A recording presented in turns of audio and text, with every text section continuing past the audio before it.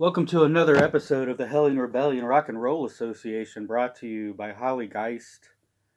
Before we get started, we're doing a moment of silence. This one goes out to a man by the name of Enrique Chalar. He's better known as Pil Traffa.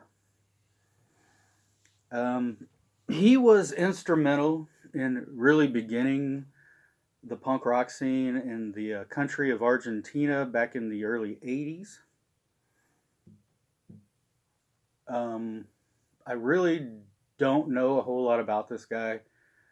He was in a band called Los Voladores.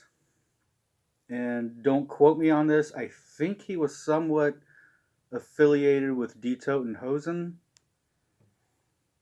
But again, don't quote me on that. I just thought more of my Latin friends would get a kick out of this. Because I have quite a few of them on my subscriber list now. And I know I have one guy who responds to me from the country of Argentina. So let's go ahead and give a moment of silence to Pil Traffa.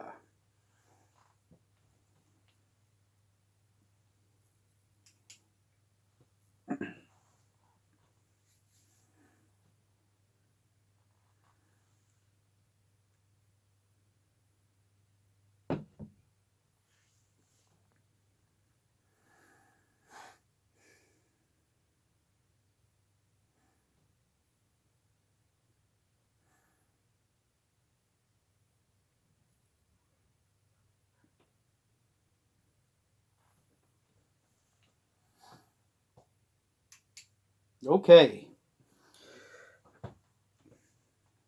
May Pil Traffa's punk rock antics be adored in the rock and roll halls of Valhalla. Again, Los Voladores was kind of considered the Sex Pistols of Argentina back in the 80s. So today, we are going to talk about a band. They claim two areas of the world, one being Florida, the other one being Sweden. This band is called the Grotesquery. This is one of the best death metal records I own. I absolutely love this band. It's somewhat considered a supergroup. Most of the members of this band have been in other fairly popular bands in the death metal world. Most notably, Cam Lee, who was the head of 90s classic death metal artist Massacre.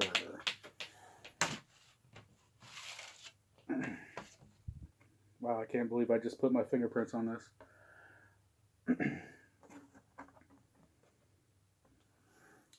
This band, they were around from 2009. They recently broke up in 2020. They have 4 full-length records. They deal with the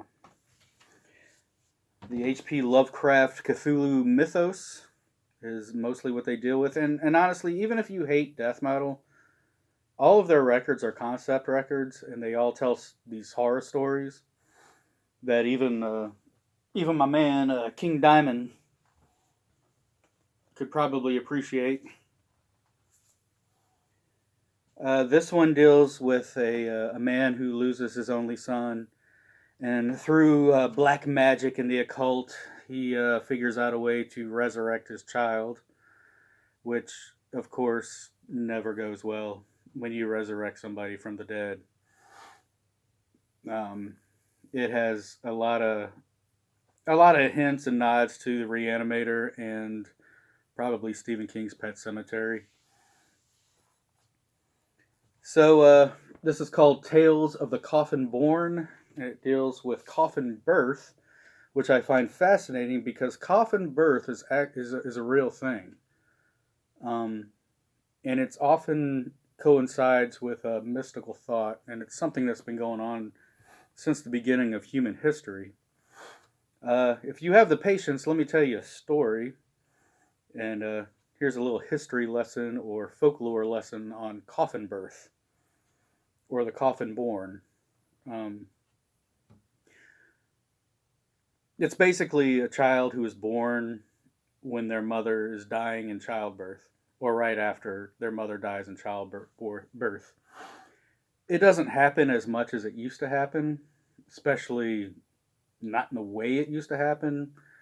Now, if it happens, it's in a hospital and they know the mother is going and they just take the child out of her stomach, but it's still considered and talked about as coffin born or coffin birth. So here's the story. And before I get started, this is not a political show. I don't care what side of the fence you stand on.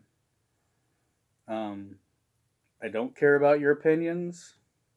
I'm not going anywhere near that kind of stuff. The only time we talk politics is when we're dealing with a band who is motivated by politics. So let me just put that disclaimer out there. I'm not going to get into some argument online. But there's a little-known famous general who goes by the name of Robert E. Lee in American history. He became famous, gained notoriety for his participation in the Mexican-American War and, of course, the American Civil War. The legend goes that this man, when he was a child, was born. His mother got really sick with some kind of flu and pneumonia. And when they were burying her, they knew she was pregnant, but they figured that the baby was dead.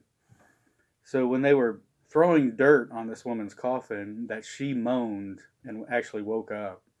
And they had to dig her out of the ground and deliver this baby. And she would go on to die a few days or a few weeks later. The other story goes that she was dead and they actually heard the baby cry.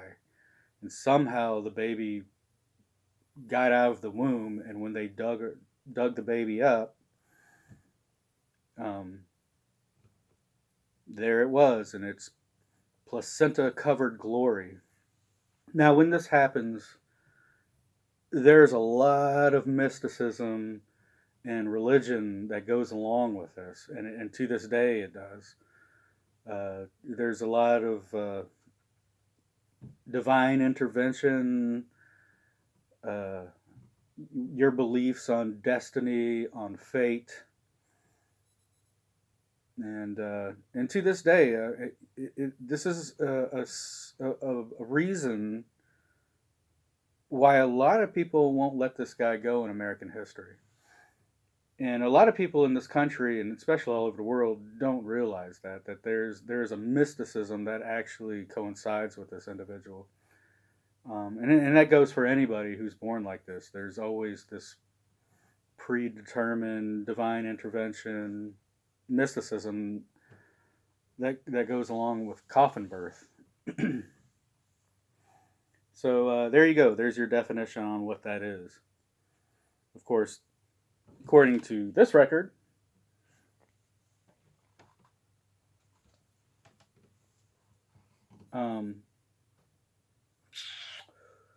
it has more to do with the occult and actually resurrecting a dead zombie child. So let's go ahead and play it. I don't know if I'm going to play two songs or not, but let's play it. Again, this is one of those great death metal bands that showed up in the 2000s. They go back to the early 90s sound, but there's a little technicality. You can tell there's some technical death metal going on in here, but it's so refreshing to hear veterans go back to the original death metal sound of the early 90s. So yeah, let me quit flapping my gums and we'll listen to this thing.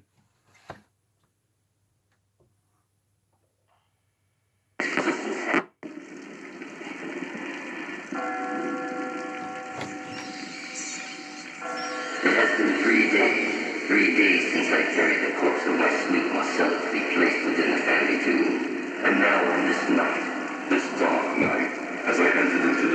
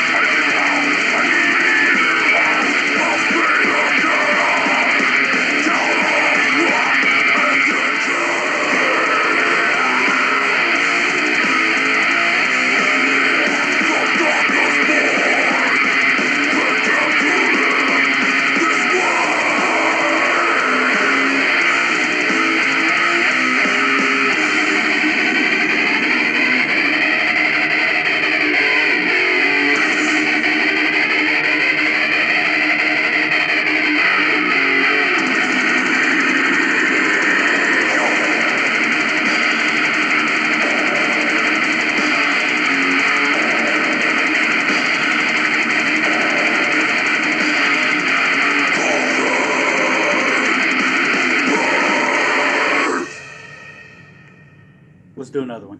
That's awesome. It has been 1 year today. 1 year today that my child was born from death. 1 year today that I have murdered in order for my son to live. And now, tonight, at midnight, I must do it again. In order to appease that dark, slithering thing that lurks in the shadows.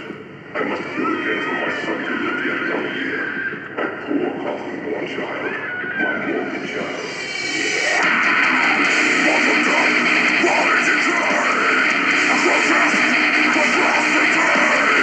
a natural abomination of life. Contorted features, just a sign. His face, a ghastly thing to behold. His flesh and skin is even cold. His skeleton baby, turn homicidal. Death gives life to this child.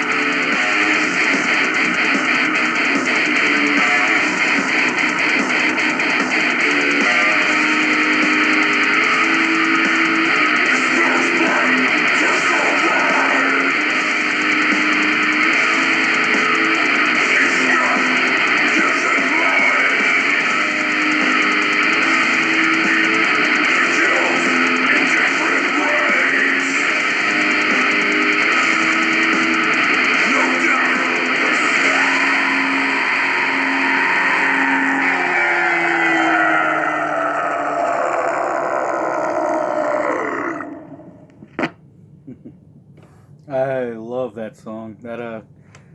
It's got this nice Sepultura vibe to it. I missed Friday the 13th, so I decided to make it up today and do a little Friday the 13th for you. Anyway, I hope you liked it. Grotesquery is a very amazing death metal band. I don't think they received enough attention when they were around. And hopefully they decided to reform and come back. I know a lot of these guys have other bands that probably take precedence. So, again, hope you liked it. I will see you ladies and gents later. And, hey, look up coffin births. I'm sure there's somebody famous in your country that has happened to. And their lives are probably interesting because the people that surround them revere them even as small children. Later.